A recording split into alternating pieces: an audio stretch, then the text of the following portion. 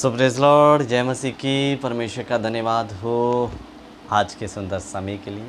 आप सभी को मेरी ओर से जय मसीह की और जाने वचन की सच्चाई चैनल की एक और नई वीडियो में आप सभी का स्वागत है।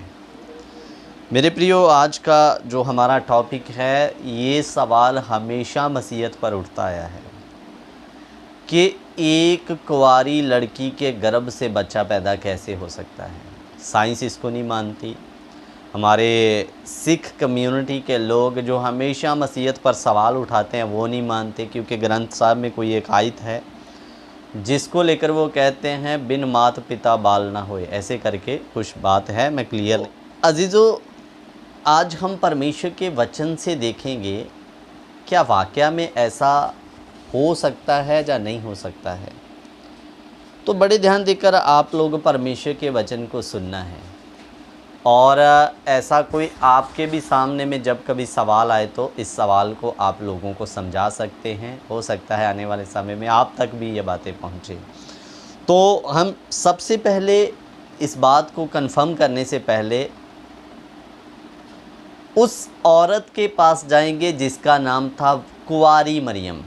मतलब उसका नाम कुंवारी नहीं है, उसका नाम है मरियम, लेकिन जब स्वर्गदूत उसके पास गया तो वो कुंवारी थी। तो आइए उस घटना को देखते हैं, पढ़ते हैं क्या परमेश्वर का वचन हमें सिखाता है। तो मेरे प्रियो, जब जबराइल नाम का एक स्वर्गदूत संदेशवाहक मरियम के पास पहुंचा तो उसने मरियम को अभिवादन दिया। क्या कहता है लूका 1 अध्याय, उसका हम पढ़ेंगे 30 वचन। स्वर्गदूत ने उससे कहा, मरियम भयभीत ना हो, क्योंकि परमेश्वर का अनुग्रह तुझ पर हुआ है। देख, तू गर्भवती होगी और तेरे एक पुत्र उत्पन्न होगा, तो उसका नाम यीशु रखना। मेरे अजीज़ों, मरियम एक कुंवारी और लड़की है और एक भक्ति के अनुसार जीवन जीने वाली लड़की, परमेश्वर के भय में चलती है। परमेश्वर का अनुग्रह इस पर हुआ, परमेश्वर की दया इस पर हुई, इसको अपने कार्य के लिए परमेश्वर ने चुन लिया। और स्वर्गदूत इसको आकर कहता है, मरियम भयभीत ना हो, क्योंकि परमेश्वर का अनुग्रह यानी दया तुझ पर हुई है। और देख, तू गर्भवती होगी, तेरे एक पुत्र उत्पन्न होगा, तो उसका नाम क्या रखना? यीशु रखना। और आगे कहता, वह महान होगा, परम प्रधान का पुत्र कहलाएगा, और परमेश्वर उसके पिता दाऊद का सिंहासन उसको देगा, और वह याकूब के घराने पर सदा राज्य करेगा, और उसके राज्य का अंत ना होगा। ये जब बातें स्वर्गदूत मरियम से कर चुका था कि तू गर्भवती होगी, तो जैसा आज लोगों के मन में सवाल आता है कि एक कुंवारी लड़की गर्भवती कैसे हो सकती है, सेम यही सवाल मरियम के मन में आया। और क्या कहती है स्वर्गदूत को 34 वचन में, मरियम ने स्वर्गदूत से कहा, ये कैसे होगा, मैं तो पुरुष को जानती ही नहीं। अजीज़ों, जैसा लोगों के मन में सवाल आता है, मरियम के अंदर भी वही सवाल आया, मनुष्य होने के नाते या मनुष्य स्वभाव या शरीर होने के नाते।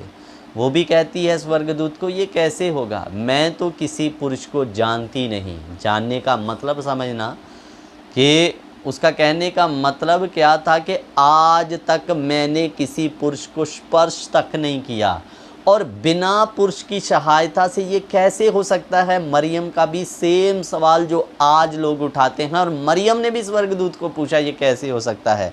लेकिन स्वर्गदूत क्या कहता है, आगे सुनिए। स्वर्गदूत ने उसको उत्तर दिया, पवित्र आत्मा तुझ पर उतरेगा और परम प्रधान की सामर्थ तुझ पर छाया करेगी, इसलिए वह जो पवित्र उत्पन्न होने वाला है वह परमेश्वर का पुत्र कहलाएगा। हालेलुया। वो कहता, घबरा मत, मैं जानता हूँ तू किसी पुरुष को नहीं जानती, लेकिन पवित्र आत्मा तुझ पर उतरेगा। पवित्र आत्मा का मतलब परमेश्वर का आत्मा तुझ पर उतरेगा, और प्रभु की सामर्थ तुझ पर छाया करेगी, और तू एक पवित्र को जन्म देगी। और मेरे प्रियो, वो पवित्र कहने का मतलब जो किसी पुरुष की सहायता से पैदा नहीं हुआ, वो अपनी सामर्थ से तेरी कोख में आएगा और वो पवित्र कहलाएगा, वचन में लिखा। अजीज़ों, मैं आपको बता दूं कि जो सवाल आपके मन में आता है मरियम के मन में भी आया, लेकिन स्वर्गदूत ने कहा परमेश्वर की सामर्थ तुझ पर छाया करेगी। इसका मतलब जो मनुष्यों की सोच से परे हो, परमेश्वर स्वयं तुम्हारी कोख में उतरेगा, उसका आत्मा और उसकी सामर्थ तुझ पर छाया करेगी, और तो जो तेरे गर्भ से उत्पन्न होगा वो पवित्र कहलाएगा करके। तो मेरे अजीज़ों, अब आप यहाँ पर समझें, ये मनुष्यों के लिए तो सच में कठिन है और उनके लिए समझ पाना भी कठिन है, लेकिन परमेश्वर के लिए कोई काम कठिन नहीं है। आज हम दूसरे के ऊपर उंगली उठाना बड़ा आसान लगता है हम लोगों को, लेकिन आपको बता दूं, जिस प्रकार से हमारे सिखों में एक बात है कि अमृतसर में कोई एक तालाब है जिसमें कौवे नहा रहे थे और वो कौवों से सफ़ेद हंस बनकर बाहर आ रहे थे।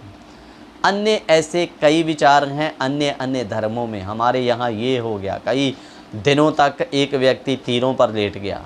लेकिन मेरे प्रियो, जब आप में ऐसा हो सकता है तो जो है ही सर्वशक्तिमान परमेश्वर, उसके लिए कुंवारी के गर्भ से बच्चा पैदा करना कोई बड़ी बात नहीं। ये उसकी सामर्थ है, ये परमेश्वर की सामर्थ मनुष्यों की सोच से परे है। अगर वो बंजर ज़मीन में से पेड़ उगा सकता है तो उसके लिए एक लड़की, कुंवारी लड़की से बच्चा पैदा करना कोई बड़ी बात नहीं, क्योंकि वो मनुष्यों की सोच से परे सामर्थ्य रखने वाला परमेश्वर है। मैं आपको एक घटना बता के समाप्त करूँगा। एक बार परमेश्वर ने 99 में योना को भेजा और बोला कि जाओ, वो लोग दुष्ट हो गए हैं, प्रचार कर।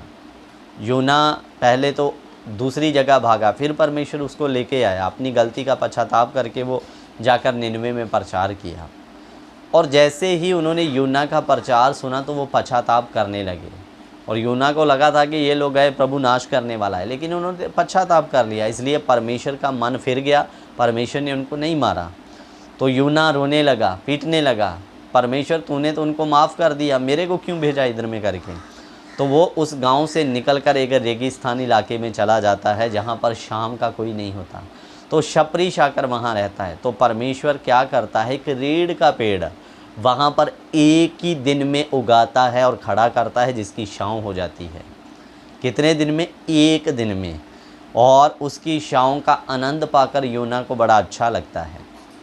और जब अगला दिन होता है, परमेश्वर एक कीड़े को भेजता है उस पेड़ की जड़ें काटने के लिए, और वो कीड़ा जब उसकी जड़ों को काटता है, सूरज की गर्मी लगती है, लू चलती है, तो वो पेड़ सूख जाता है। तो ये फिर परमेश्वर के ऊपर बुड़बुड़ाने लगता है, तूने इस पेड़ को क्यों सुखा दिया। तो परमेश्वर उसको कहता है, जिस पेड़ के लिए ना तो तूने परिश्रम किया, ना मेहनत किया, ना पानी डाला, वो एक रात में उगा और एक रात में नष्ट हो गया करके। जब तुझे उस पेड़ के लिए इतना दुख लग रहा है जिसे मैंने उगाया एक दिन में, और एक दिन में वो नष्ट हो गया, एक रात में नष्ट हो गया, तो सोच के देख, जो मनुष्य वहाँ पर बस रहे हैं 1 लाख से ऊपर करके, जब तेरे लिए एक पेड़ के लिए इतनी दया है तो मेरे अंदर उन लोगों के लिए दया कैसे नहीं होगी करके। तो अजीज़ों, ये घटना बताने का मतलब है, परमेश्वर एक दिन में एक छाँव वाले पेड़ को उगाने की ताकत रखता है। बाइबल इस वचन का गवाह है। तो उसके लिए एक कुंवारी लड़की के गर्भ से बच्चा पैदा करना कोई बड़ी बात नहीं।